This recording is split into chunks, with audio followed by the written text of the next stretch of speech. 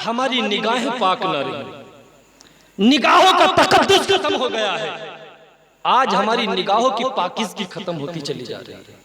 हुजूर ने फरमाया कि ज़िना कर्ज है।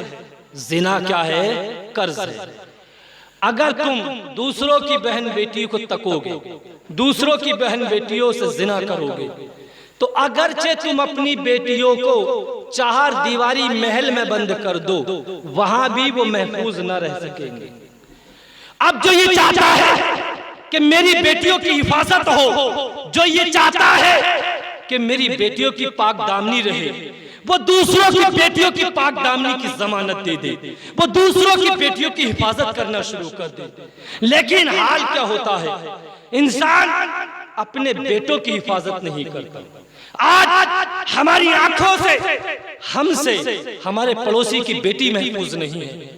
हमारे जो घर में आने जाने वाले, जो दूध का गिलास पीने वाले, हमारे दोस्ती का दम भरने वाले, हमारे साजिश शिरकत का दम भरने वाले, हमसे मोहब्बत का दम भरने वाले, हमारी बेटियों के साथ गलत काम करके गुजर जाते हैं और हमें पता भी नहीं चलता।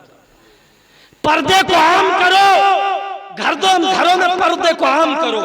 और जहां तक मेरी बहन बेटियां मेरी आवाज को सुन रही हो, मैं उनसे भी कहूंगा, बेटियों अपनी इज्जत की हिफाजत करो।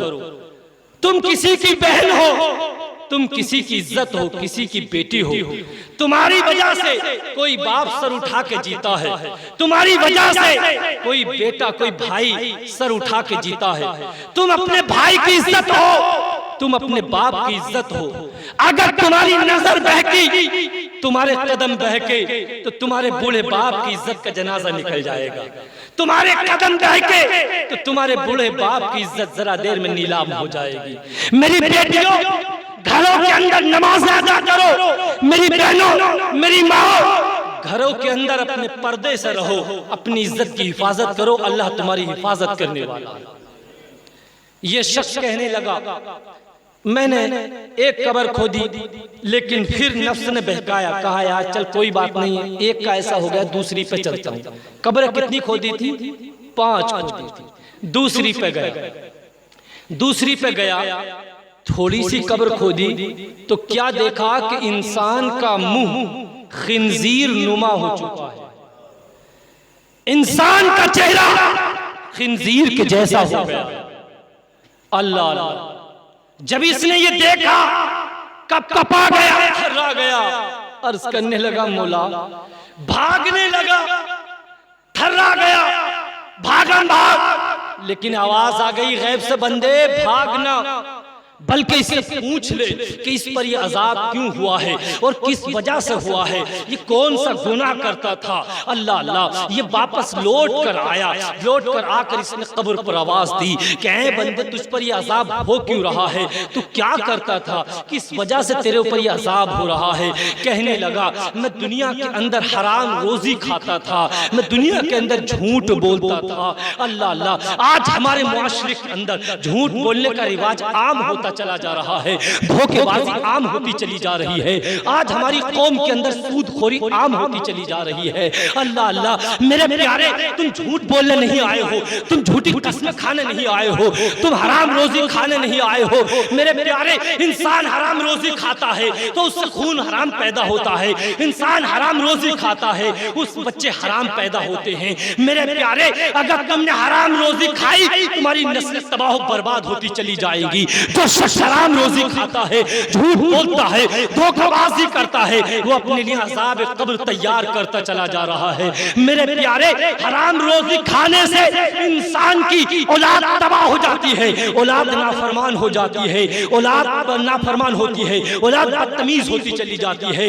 इंशाअल्लाह जो शख्स रोज के हलाल खाते हैं, हलाल रोजी में अल्लाह बरकतें फरमाता है, हलाल रोजी में अल्लाह अपनी रहमतें उतारता है। मेरे प्यारे, जिस कौम ने और जब तक भी हराम रोजी तुमने खाई है, वो कौम तबाह होने से बची नहीं है। जिस कौम के अंदर रिज़्क़ हलाल खाया जाता है या रिज़्क़ हलाल कमाया जाता है, अल्लाह थोड़े में बरकतें फरमाता है, थोड़े में रहमतें फरमाता है। मेरे प्यारे, वो शख्स डर गया और इस कब्र को जैसे तैसे बंद करा और जाने लगा, लेकिन शैतान बीच में आ गया और आकर कहा, कहां जा रहा है? अभी एक कब्र और खोल, बाकी हैं भी कई कब्रें हैं आज ताजा आज की। कहते हैं तीसरी कब्र पर गया और जाकर वहां भी मैंने तीसरी कब्र खोदी तो क्या देखता हूं कि मुर्दे की जबान बजाय मुंह के पीछे को गर्दन में निकली हुई, बजाय मुंह के पीछे गर्दन में निकली हुई है और उसमें मछली का कांटा लगा के खिंची हुई है। दिल पे हाथ रखो, आज जीभ में जरा सी ठसक लग जाए तो बर्दाश्त नहीं कर पाते हैं, जीभ दांतों के नीचे आ जाए तो बर्दाश्त नहीं कर पाते हैं। जीभ गर्दन में को निकली हुई है और सारे बदन में आग की कीलें ठुकी हुई हैं, सारे बदन में आग की कीलें ठुकी हुई हैं, जीभ पीछे को खिंची हुई है और फरिश्ते हथौड़ों से मार रहे हैं और ये शख्स चीख रहा है, चिल्ला रहा है। कहता है मैं भागने लगा, बर्दाश्त न कर सका, भागा, फिर आवाज आ गई बंदे भागना, बल्कि इससे पूछ के इस पर यह अजाब क्यों हो रहा है।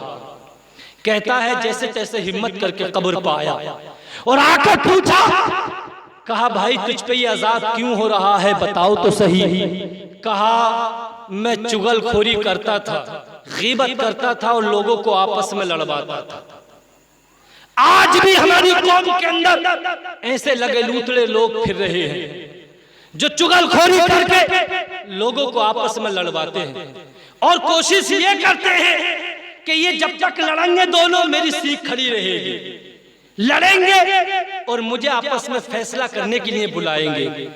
गीबत करने वाला आदमी, चुगली करने वाला आदमी, आपस में लोगों को लड़वाने वाला आदमी अल्लाह और उसके रसूल का सख्त दुश्मन है, अल्लाह और उसके रसूल को नाराज करने वाला।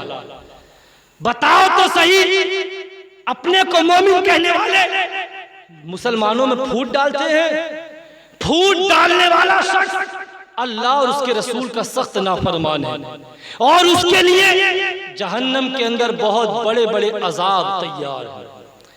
ऐसा शख्स जो कि दूसरे लोगों में फूट डलवाएगा और आपस में लड़वाएगा, क़यामत के रोज उसको हुक्म दिया जाएगा जहन्नम में कि इतने मोटे मोटे पत्थर, और कहा जाएगा कि अब इनको खा। ये तेरी वो बातें हैं जो तू कह कह के लोगों को आपस में लड़वाता था जिनके जरिए। बताओ खाओगे वो पत्थर? किसमें हिम्मत है कि वो पत्थर खाए? किसमें हिम्मत है वो मिट्टी के ढेले खाए? अरे हम में तो ये हिम्मत भी नहीं कि दाढ़ में दर्द हो जाए तो रोटी का लुकमा नहीं खा पाते। अल्लाह के अज़ाबों को बर्दाश्त कर कैसे सकते हो तुम? अल्लाह की तकलीफों को बर्दाश्त कैसे कर सकते हो? चुगलखोर की जबान काटी जाएगी और चुगली करने वाला इंसान अपने मुर्दा भाई का गोश्त खाता है, अपने मुर्दा भाई का गोश्त खाता है चुगली करने वाला। चुगली करने वालों, गीबत करने वालों, मुसलमानों को आपस में लड़वाने वालों, फूट डलवाने वालों, अपने मुर्दा भाई का गोश्त खाते हो, गैरत नहीं आती? अरे कब तक ये करते रहोगे? क्या मौत नहीं आनी है? क्या मौत से डर नहीं लगता? क्या कब्र में नहीं जाना है? क्या अल्लाह और उसके रसूल को मुंह नहीं दिखाना है? बताओ सही, ये चुगली करके, गीबत करके, मुसलमानों को आपस में लड़वाकर, फूट डलवाकर अपनी सीख खड़े करने वाले हो, अल्लाह को क्या मुंह दिखाओगे क़यामत के दिन? ये मुंह सिया हो जाएगा, ये काला हो जाएगा और मुंह पर धब्बा लग जाएगा कि ये वो शख्स है जो गीबत और चुगली किया करता था। झूठ बोलने की बीमारी आम होती चली जा रही है, चुगली बहुत ज्यादा हो रही है और अल्लाह करे हमारी माँ बहनों को अल्लाह पाक इससे हिफाजत फरमाए। औरतों में बहुत बीमारी, औरतों में तो इतनी है कि ठिकाना ही नहीं, कोई ठिकाना नहीं औरतों का। तो सबसे ज्यादा गीबत की बीमारी औरतों के अंदर पाई जाती है।